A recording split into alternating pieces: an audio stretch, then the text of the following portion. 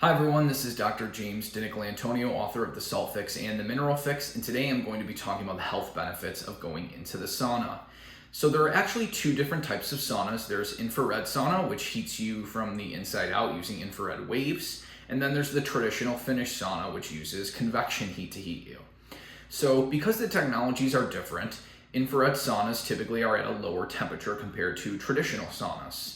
So for example, an infrared sauna usually goes from 140 to 170 degrees Fahrenheit, whereas a traditional sauna usually goes from 170 to 220 degrees Fahrenheit.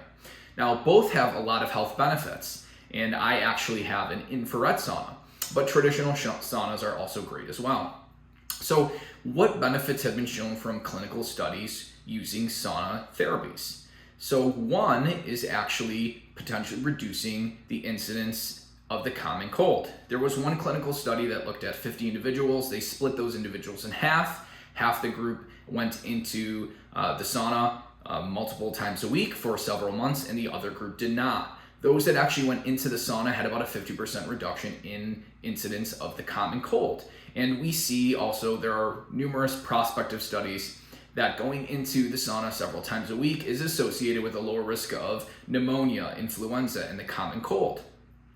Now, how this works is, or how we think this works, is saunas boost heat shock proteins. And in numerous studies, heat shock proteins have been shown to have antiviral effects. Essentially, they prevent the viral ribonucleoprotein export, and which is required for viral replication. Now, there are actual animal studies as well, where if you heat shock animals prior to giving them lethal influenza, there's a significant reduction in mortality, lung pathology, and viral replication. So there is something to boosting core body temperature with sauna therapy. Essentially, it helps mimic a fever. And that's our body's first line defense against a virus, is to actually induce a fever. And it's because that activates the heat shock proteins, which again have antiviral effects. There are also other benefits to sauna sessions.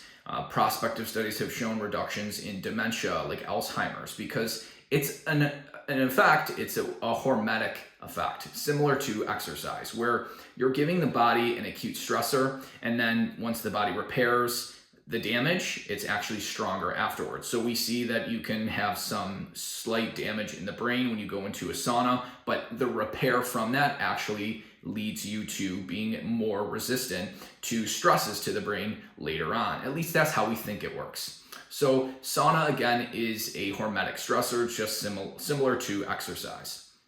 There are also studies that show that sauna sessions help lower blood pressure and heart rate after the sauna session.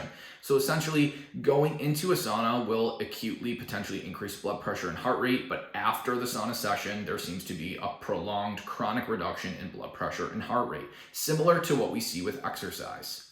So there are other benefits too with sauna therapies. They can boost nitric oxide, which helps to dilate the blood vessels, and nitric oxide is also important for reducing atherosclerosis, which can lead to heart disease. So if you look at not just the prospective studies, but the clinical studies, and then also case reports where people feel so much better, their joint health, skin health, appearance, because sauna therapies help to stimulate collagen production. So there are numerous health benefits to sauna therapy. I typically go into my infrared sauna for about 20 to 25 minutes at about 150 degrees Fahrenheit. Traditional saunas typically want to be at around 170 degrees Fahrenheit, and if you can tolerate it and your doctor says it's okay, usually 20 to 25 minutes again is that perfect amount of time that is associated with the lowest risk of cardiovascular disease and dementia and neurological diseases as well.